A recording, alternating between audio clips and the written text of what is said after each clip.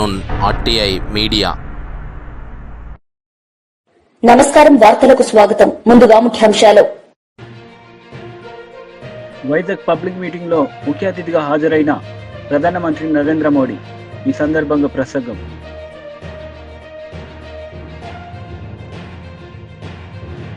New year dairy 2025 ఆవిష్కరణలో పాల్గొన్న మాజీ మంత్రి కేటీఆర్, హరీష్ రావు. ఈ సందర్భంగా ప్రసంగం. PM Modi Vizag public meeting లో CM Chandrababu Naidu, deputy CM Pawan Kalyan, ప్రధానమంత్రి నరేంద్ర మోదీ పాల్గొన్నారు. ఈ సందర్భంగా వారు ప్రసంగించారు. నా తరపున 5 కోట్ల మంది ఆంధ్రప్రదేశ్ ప్రజల తరపున నా హృదయపూర్వక నమస్కారాలు.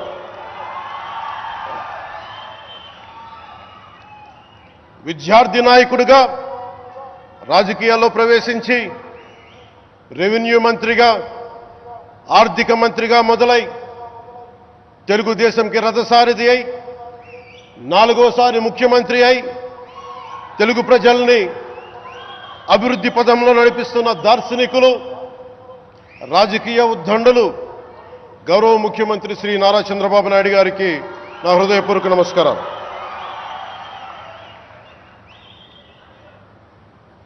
తోటి మంత్రివర్గ సహచరులైన ప్రతి ఒక్కరికి, నారా లోకేష్ గారికి, ఎన్డీఏ కూటమి శాసనసభ్యులకి, నాయకులకి, బీజేపీ నాయకులందరికీ పేరు పేరున నా నమస్కారాలు. కార్యకర్తలకి నా హృదయపూర్వక నమస్కారాలు. బీజేపీ నాయకురాలు శ్రీమతి పురంధేశ్వరి గారికి నా హృదయపూర్వక నమస్కారం. మా ఎన్డీఏ కూటమికి 164 అసెంబ్లీ స్థానాలు, 21 మంది పార్లమెంట్ సభ్యులనిచ్చి మమ్మల్ని వారి విలువైన ఓటుతో వేసి గెలిచిన ప్రతి ఒక్కరికి ఆడపడుచులకి, అక్క చెల్లెళ్ళకి, పెద్దలకి, పిన్నలకి, యువతులకి, యువకులకి పేరు పేరున నా హృదయపూర్వక నమస్కారాలు. ప్రజలు ఎన్డీఏ ప్రభుత్వాన్ని నమ్మే ఇవన్నీ నెరవేరాయంటే మంచి చేసే ప్రభుత్వాన్ని కొనసాగించాలి. మధ్యలో వచ్చే విధ్వంస పాలకులతో లక్ష్యాలు చేరుకోలేము. ప్రజలు కంటిన్యూగా సపోర్ట్ చేసి ఎలాంటి సుపరిపాలన ఇవ్వగలుగుతామో నిరూపించిన వ్యక్తి నరేంద్ర మోడీ గారని చెప్పి నేను మీకు తెలియజేస్తున్నా. 3వసారి గెలిచారు. నా ఉద్దేశం ప్రజల్లో ఒక చైతన్యం రావాలి. నేను ఇప్పుడు వస్తా ఉంటే స్వర్ణ Andhra Pradesh, our honourable prime minister is referring to me. You have introduced Swarna Andhra Pradesh. Go to universities, educate our students, continuously take it as a campaign mode, then only you will succeed. Andhra Pradesh will become 2047 Swarna Andhra Pradesh. That is what he is telling to me. That is how ఆయన పనిచేస్తూ వచ్చాడు. ఈరోజు అందుకని నేను మిమ్మల్ని ఒకటే కోరుతున్నా, NDA బలంగా ఉంటే భారతదేశం బలంగా ఉంటుంది. ఇక్కడ కూటమి ప్రభుత్వం బలంగా ఉంటే ఆంధ్ర రాష్ట్రం బలంగా ఉంటుంది. డబల్ ఇంజన్ సర్కార్, డబల్ డిజిట్ గ్రోత్ అంటే बेहतरीन इंफ्रास्ट्रक्चर तैयार किया जाएगा. इससे इन्वेस्टर्स का उत्साह बढ़ेगा और यहां की फार्मा कंपनियों को फायदा होगा. భవిష్యత్తులో పెద్ద ఎత్తున గ్రీన్ హైడ్రోజన్ ఉత్పత్తి చేసే నగరాలలో ఒకటిగా మన విశాఖపట్నం ఉండబోతుంది. ఈ గ్రీన్ హైడ్రోజన్ హబ్ ద్వారా అనేక ఉద్యోగ అవకాశాలు సృష్టించబడతాయి. దీంతో ఆంధ్రప్రదేశ్లో మ్యానుఫ్యాక్చరింగ్ వ్యవస్థ కూడా అభివృద్ధి చెందబోతుంది.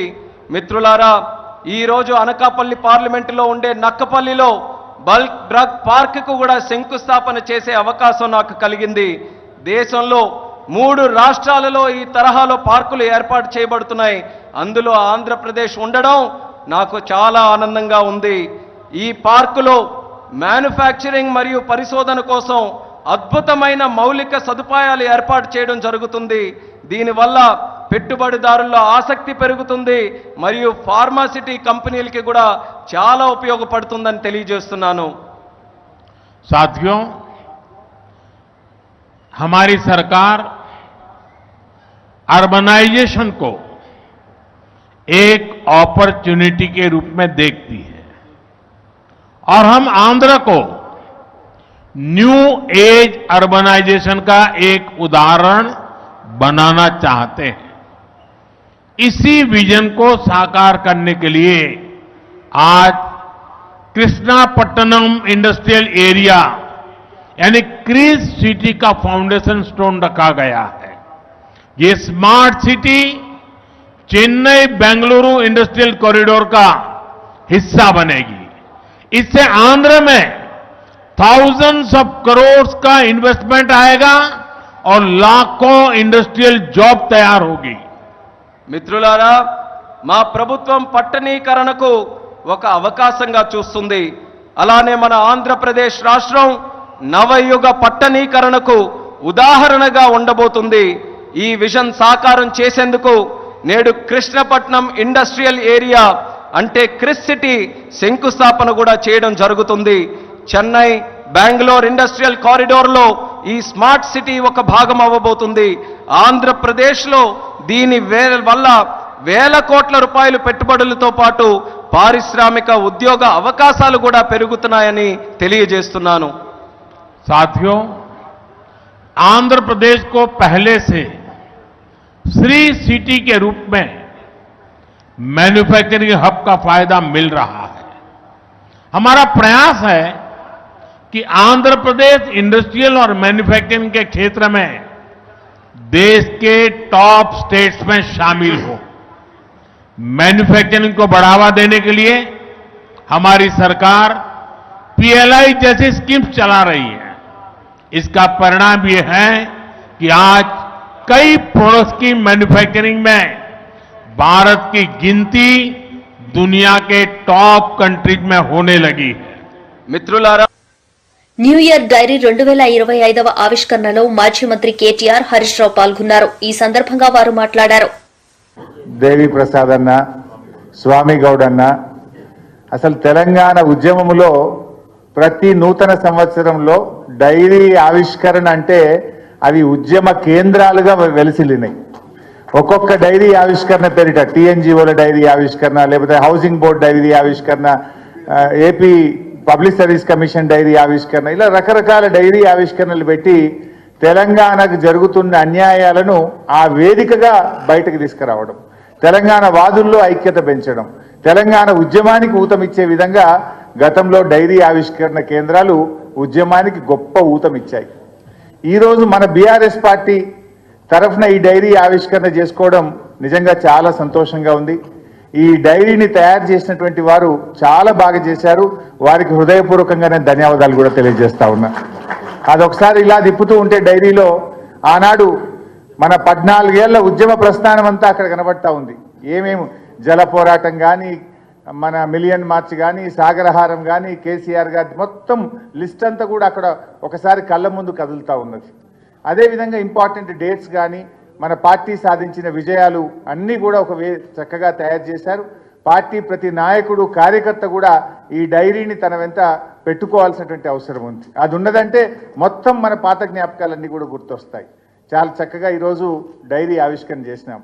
నాటి డైరీ ఆవిష్కరణ కేంద్రాలు ఆ రోజు రాష్ట్ర సాధనకు ఉపయోగపడితే, నేటి డైరీ ఆవిష్కరణ మన తెలంగాణ రాష్ట్ర అభివృద్ధికి, తిరిగి బీఆర్ఎస్ను అధికారంలో తెచ్చుకోవడానికి, ఈ ప్రజల పక్షాన మనం నిలబడడానికి ఇవి ఎంతగానో ఉపయోగపడతాయి. సరే, ఈరోజు అన్ని విషయాలు పెద్దలు మాట్లాడారు. రేవంత్ రెడ్డి గారి ఏడాది పాలన అయిపోయింది. ఏం చెప్పిండ్రు ఆ రోజు ప్రజలకు చాలా హామీలు ఇచ్చారు. కానీ ఏడాదిలో నిజంగా రేవంత్ రెడ్డి గారు చేసింది ఏమైనా ఉన్నది అంటే, అయితే కోతలు, లేకపోతే ఎగవేతలు, కాదంటే కేసులు. కేసీఆర్ గారి ప్రభుత్వం గతంలో అనేక సంక్షేమ కార్యక్రమాలు తెస్తే ఆ సంక్షేమ కార్యక్రమాలకు కోత. జాతీయ మీడియాలో కాంగ్రెస్లో మోసం ఎట్లుంటుందో చెప్తాను. మరి మీరు మళ్ళా ఢిల్లీలో మాటిస్తుండ్రు, మహిళలకు ఏదో ప్యారీ బెహనా స్కీమ్ అని పెడుతుండ్రు, నెలకు 2,500 ఇస్తామంటుండ్రు, ఎక్కడన్నా ఇచ్చిండ్రా ఇది వరకు అని అడిగింది ఆమె. అడిగితే ఆమె ఏమంట దొరికినా, తెలంగాణలో 90 లక్షల మంది ఆడబిడ్డలకు నెలకు 2,500 మా ప్రభుత్వం ఇస్తున్నది, నెలకు టంచన్గా ఇస్తున్నదని ఆడ గంటాపదంగా మోసం చేస్తూ అబద్ధాలు చెప్తా ఉన్నారు.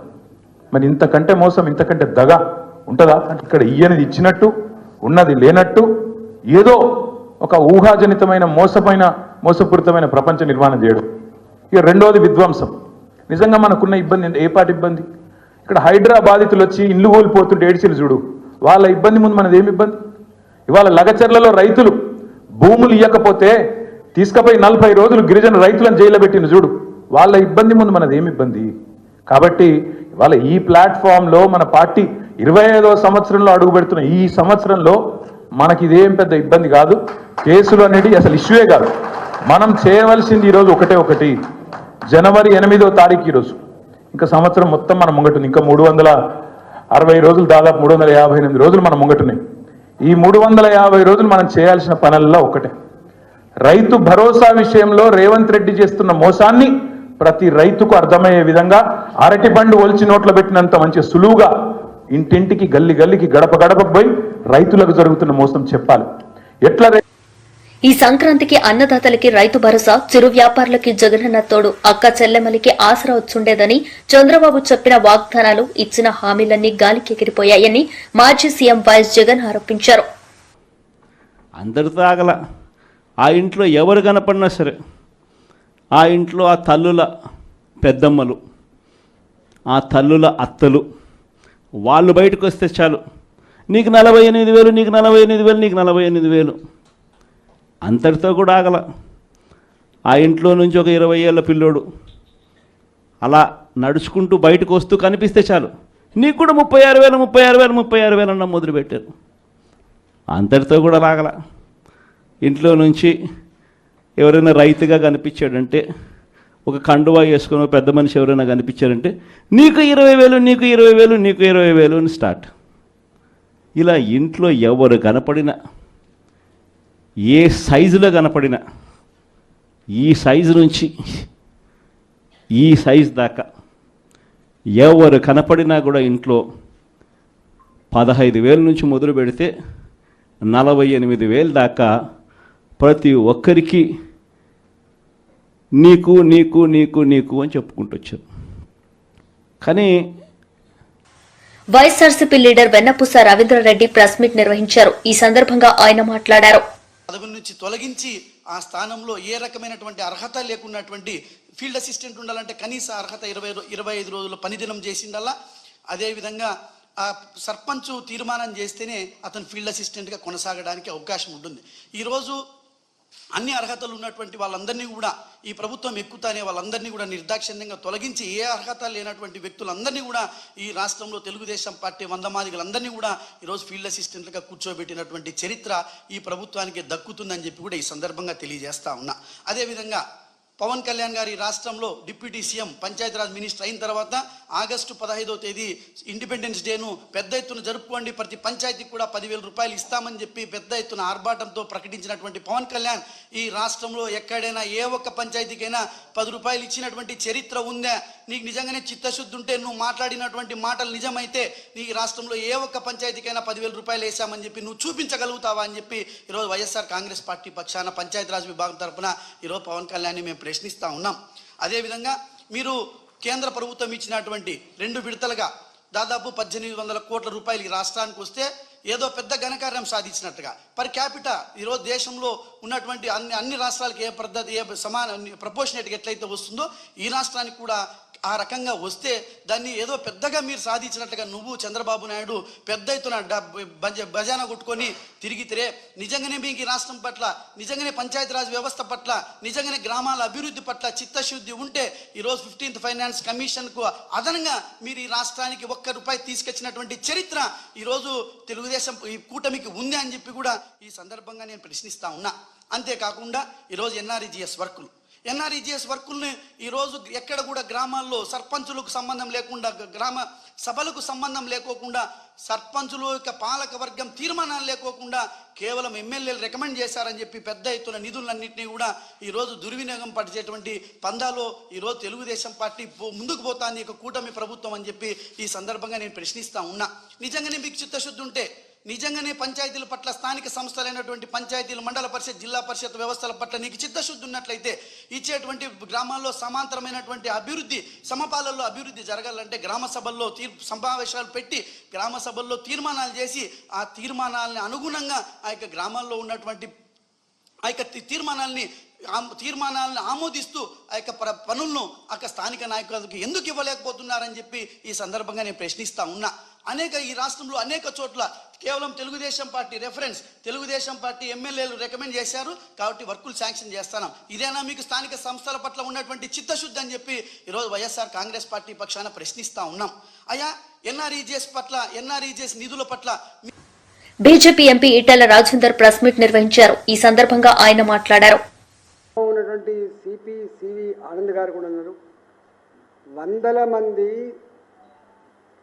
కర్రలతో, రాళ్లతో పథకం ప్రకారం రెండు వైపుల నుంచి మళ్ళీ అటు ఇటు పారిపోకుండా ఉండేటువంటి దుర్మార్గమైన ఆలోచనతో మీరు దాడి చేసిందంటే మా భారతీయ జనతా పార్టీ కార్యకర్తల రక్తాన్ని కళ్ళ చూసే నీచాన్ని ఒడిగట్టడం కాదా అని చెప్పి అడుగుతున్నాను. రేవంత్ రెడ్డి గారు, నీవనుకుంటున్నావు నీ చేతిలో ఇవాళ అధికారం ఉందని, నీది గింతంత బుద్ధమంత జాగ్రత్త ఉండవు. నువ్వు గుర్తుపెట్టుకో, మేము ఒకవేళ తలుచుకుంటే ఇట్లాంటి పని కనుక పథకం వేస్తే నీ ఒకడు మిగిలడుగా గుర్తుపెట్టుకో. స్వతంత్ర సంగ్రామం నుంచి మొదలుపెట్టి ఈనాటి వరకు దడవకుండా దేశ రక్షణలో ప్రాణాలు అర్పించినటువంటి వారసత్వాన్ని నిలయం భారతీయ జనతా పార్టీ అనే విషయం మీరు మర్చిపోతున్నారు. ఇంతకుముందు మా వాళ్ళు చెప్పినట్టుగా కిరాయిలతోటి చేయాల్సిన అక్కర్లేదు. మేము నిజంగా చేయదలుచుకుంటే తుక్కు అయిపోతారు. మీరు గుర్తుపెట్టుకోండి. నేను ఒకవేళ నీ ఇంటెలిజెన్స్ వ్యవస్థ విఫలమైందా లేదా నీవే పథకం ప్రకారం పని చేయించినవా, దీని మీద ప్రజలకు జవాబు చెప్పాల్సిన అక్కర ఉందని, అప్పటి వరకు నిన్ను వదిలిపెట్టే ప్రసక్తి లేదని చెప్పి దీన్ని హెచ్చరిస్తాను. రెండవది, గతంలో అనేక 10 సంవత్సరాల కాలం పాటు మాటల పరమైనటువంటి, సిద్ధాంతపరమైనటువంటి, పరులపరమైనటువంటి చర్చ జరుగుతూ ఉంటుంది, విమర్శలు జరుగుతూ ఉంటాయి. స్వయంగా నరేంద్ర మోడీ గారు చాలా సందర్భాల్లో ఒక మాట అన్నారు. ఇవాళ నన్ను తిట్టినన్ని తిట్లు దేశ చరిత్రలో ఎవరు పడకపోవచ్చు, నేను పడ్డన్ని తిట్లు ఎవరు పడకపోవచ్చు, మీ తిట్లే నాకు నిజమైన ఆశీర్వాదాలు, మీ తిట్లే నేను డైజెస్ట్ చేసుకొని మరింత శక్తివంతనవుతున్నా, మీ తిట్లకు సమాధానం, మీ తిట్లకు జవాబు నా దేశాన్ని మరింత పురోగమింప చేయడమే నా ఎజెండా అని చెప్పి ప్రకటించిన నాయకుడు మోడీ గారు. మ్యాచ్యూరిటీ లెవెల్స్ అంటే గట్టుంటాయి, పరిపక్వత ఉన్న నాయక నాయకుడు అంటే గట్టుంటాడు. కానీ ఇలా మాటల పరమైంది చేతగాకపోతే ఇట్లాంటి జైళ్ల శాఖ థమ్సిన్ సైన్ అవుట్ కార్యక్రమం నిర్వహిస్తున్నామని జైళ్ల శాఖ డీజీ సౌమ్య మిశ్రా వెల్లడించారు. జైళ్ల శాఖ వార్షిక నివేదికను ఆమె విడుదల చేశారు. ఖైదీలకు నైపుణ్య శిక్షణ ఇస్తున్నామని, తద్వారా బయటకు వెళ్లినా స్వయం ఉపాధి సాధించేలా తీర్చిదిద్దుతున్నామని చెప్పారు. జైల్లో ఉంటూ పనిచేస్తున్న ఖైదీలు తమ వేతనంతో కుటుంబానికి ఆసరాగా ఉంటున్నారని తెలిపారు. 12,650 prisoners were made literate by the prison department. ఇప్పటి వరకు మేము 552 prisoners కు లోన్స్ ఇచ్చాము ప్రిజన్ డిపార్ట్మెంట్ నుంచి, అండ్ అరౌండ్ 1,73,08,500 రూపీస్ పే చేసాము. So 58 prisoners were sanctioned loan of 22 lakhs in 2024. Telangana prisons is also very good center for skill development of the prisoners. 2,650 prisoners have been trained in various skill programs this year. Tomorrow we are going to start in Numaish also, our stall where we will be selling this. Numaish has been a good place for prison stall since years. In fact, last time maaku Numaish lo best best exhibition stall from government sector ani prize kuda award. వార్తలు ముగించే ముందు ముఖ్యాంశాలు మరోసారి. Vizag public meeting లో ముఖ్య అతిథిగా హాజరైన ప్రధానమంత్రి నరేంద్ర మోడీ. ఈ సందర్భంగా ప్రసంగం.